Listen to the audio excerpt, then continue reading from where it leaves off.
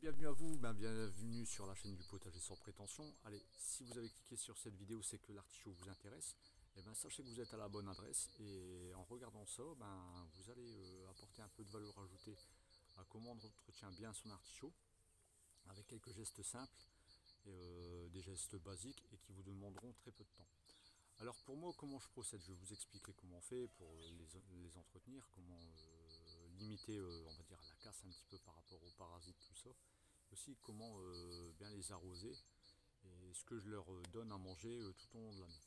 Donc voilà, allez, alors première étape, ce que vous faites, c'est quand vous voulez entretenir votre artichaut, c'est surtout regarder l'état des feuilles. Ça c'est important parce que les feuilles, c'est ce qui donne quand même, on va dire, l'esthétisme de votre artichaut. Si vous voyez qu'il y a plein de trous comme ça, c'est qu'il y a un problème. Alors ici, ce qu'il y a, c'est que, bon là, ici j'ai déjà un tas de feuilles, je vous ferai voir après. Donc il y a quand même, pour moi, j'ai trouvé trois types de parasites. La limace, partout, vous la connaissez. Ensuite, vous avez le charançon. Le charançon, il fait quand même pas mal de dégâts. Je vais vous faire voir après et comment lutter contre lui. Et aussi, vous avez les pucerons. Mais sachez que les pucerons cohabitent aussi avec les fourmis. C'est une corrélation entre deux. Ils se donnent, bon, vous savez quoi, le miel, patati patata. Bon, bref. Alors, je vais vous faire voir. Alors, premièrement, ce que vous faites, quand vous entretenez vos artichauts, pour voir si tout va bien, première étape, c'est surtout de regarder l'état des feuilles. Alors ici, vous avez une petite feuille, là, ici. Je vais vous faire voir. Alors, je la coupe tout de suite parce que, voilà. Elle est quand même déjà assez mangée. Voilà. Ici, vous passez autour comme ça. Là, vous faites le tour. Surtout, regardez bien. Parce que des fois, vous pouvez avoir des surprises. Et quand vous avez une feuille au niveau esthétique qui n'est pas bonne, surtout coupez-la. Parce qu'il peut avoir des germes dedans. Ou il peut avoir aussi des petits charançons. Donc voilà ce que fait le charançon et ce qu'il fait aussi avec la limace. Vous voyez ici. Ah, j'en ai plein, hein. Regardez, ça. Ah, ça y va, hein. Allons-y, allons-y gaiement, hein. Vous voyez, ça fait quand même pas mal de dégâts. Et au niveau esthétisme, c'est pas terrible. Donc pour moi, le plus important pour lutter contre le charançon, on va dire biologiquement, parce qu'ici dans le jardin, il n'y a pas de, j'ai pas de pesticides, il n'y a rien. C'est tout biologique, à part les grains bleus pour les limaces, parce que sinon, j'ai rien du tout.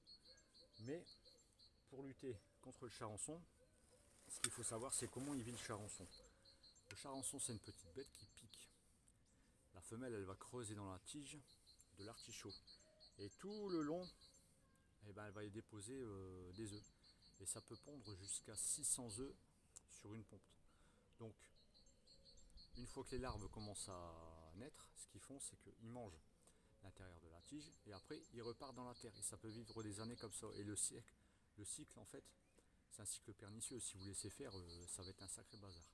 Donc voilà, moi ce que je fais, c'est que je l'entretiens bien au pied. Mais attention, il y a un piège.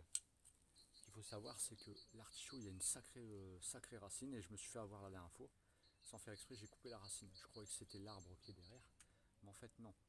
Je peux vous dire que sincèrement, c'est une sacrée racine. Et quand vous coupez, c'est quand même impressionnant parce que c'est vachement costaud. Donc voilà, alors si vous voulez déranger le charançon, il faut toujours un petit peu, comment dire, il faut bien nettoyer, vous nettoyez les mauvaises herbes ici, et surtout vous le perturbez en fait en faisant ça, vous le perturbez, ce qui va limiter quand même les dégâts. Donc vous voyez, déjà rien que là, hop, là, une petite attaque, voilà ce que ça fait, hein. Niveau esthétique, c'est pas terrible, on va l'enlever, n'hésitez pas à le raboter un petit peu hein, si vous voulez, il n'y a pas de souci, hop, voilà, c'est fait. Allez, donc pour le charançon, je vous ai tout dit. Après, bon, les limaces, hein, elles se cachent, elles sont là, bon, toujours. Et aussi, alors le puceron noir. Ce qu'il faut savoir, c'est le puceron noir. Là, ici, je sais pas si vous le voyez, c'est ici, là, il y en a. Mais c'est aussi à cause des fourmis. Les fourmis les protègent, donc ce qui fait que votre artichaut, il prend un petit peu l'eau. Il souffre un petit peu, mais généralement c'est quand même assez costaud. Mais vous avez les coccinelles au début de saison qui viennent pondre dedans, et aussi la petite mouche parasitoïde qui viennent pondre dans les pucerons, et qui fait que les pucerons en fait sont mangés de l'intérieur. Donc voilà. Alors première étape, vous passez un petit coup Regardez l'état des feuilles. Bon là vous voyez, hein, une attaque de charançon, ça les casse quand même. Hein. Ça fait vraiment quand même pas mal de dégâts. Hein. Donc vous, première étape, vous passez autour de votre artichaut. Vous regardez l'état sanitaire des feuilles. Si vous n'avez pas de charançon, si vous n'avez pas de trop de pucerons ou trop de limaces. Une fois que vous avez fait ça, après vous débarrassez à l'intérieur du pied, comme ça, ici. Là. Bon là j'abrège parce que bon, vous voyez pas trop grand chose, mais je vous explique un peu le principe. Et en même temps, alors pour le nourrissage, une fois que vous avez fait ça, vous pouvez lui apporter de l'engrais. Moi ce que je vous conseille, c'est un fumier décomposé ou quoi que ce soit. Vous pouvez rapporter des granulés hein, comme vous avez envie, mais moi je préfère personnellement donner du secret vert, un engrais décomposé, et par contre donnez-lui, moi je lui donne 3 fois dans l'année, au moment où il dort. Et à noter aussi, si vous voulez regarder comment bien pailler ces artichauts, vous pouvez regarder la petite vidéo qui est dans la playlist, je sais plus où. Je lui donne au mois de novembre, je lui donne au mois de mars, février-mars au moment de démarrer, et je lui donne aussi au niveau, là je vais bientôt lui redonner au niveau juin. En juin, je vais lui redonner un petit peu de nourriture pour qu'il redémarre. Parce que moi, les artichauts, j'en mange pas, je le laisse pour les abeilles, ça fait une super fleur. Alors voilà, bon bah écoutez, moi ça va pour moi. Alors je vous ai expliqué comment on faisait. Alors 3 étapes simples, hein. Faites le tour des feuilles, faites le tour de votre artichaut, vous regardez, vous nettoyez le pied, surtout déblayer, comme moi j'ai des ronces et tout. Vous voyez, regardez, hein, juste ça. Hein. Vous voyez ce que j'ai enlevé, déjà rien que tout ça. Alors, vous regardez si vous n'avez pas une attaque de charançon, une attaque de puceron. Et après, vous regardez si vous n'avez pas trop de limaces. Donc, après, vous grattez la terre, vous dérangez un peu le charançon. Et aussi, après, vous lui donnez un petit peu de nourriture. Alors, pour l'arrosage, ce qu'il y a, l'arrosage, c'est que... Alors, quand vous voyez vraiment que c'est vraiment sec, donnez-lui parce que c'est quand même une plante qui demande beaucoup d'eau. Alors, c'est une plante qui est... Niveau entretien, ça va, franchement ça va. Mais par contre, elle est extrêmement gourmande. N'hésitez pas à lui donner à manger quand même bien, avec quand même tout ce qui est fumier de cheval décomposé, tout ça, et ça lui fera énormément de bien. Et moi, personnellement, j'arrive à toujours avoir les beaux artichauts toute l'année.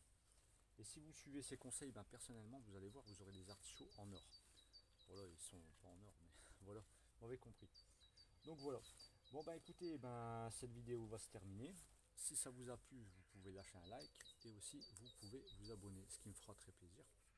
Ça fera avancer cette petite chaîne et après à force, ben, si ça avance, je pourrais me développer, ce qui fait que je pourrais mettre du contenu un peu plus qualitatif et ça me ferait vachement plaisir parce que j'ai quand même pas mal d'idées, mais je veux dire au niveau qualitatif, c'est un petit peu limité pour l'instant. Mais j'essaye de faire de mon mieux. Allez, en tout cas, je vous souhaite un excellent lundi 20 mai, lundi de Pentecôte, en famille ou quoi que ce soit. Et en tout cas, je vous remercie pour tous ceux qui regardent. Après, vous pouvez laisser un commentaire aussi, ça fait vachement plaisir. On peut communiquer. Voilà. Allez, avec les moyens du bord, en tout cas, je vous remercie beaucoup. Allez, salut les jardiniers. Salut, à plus.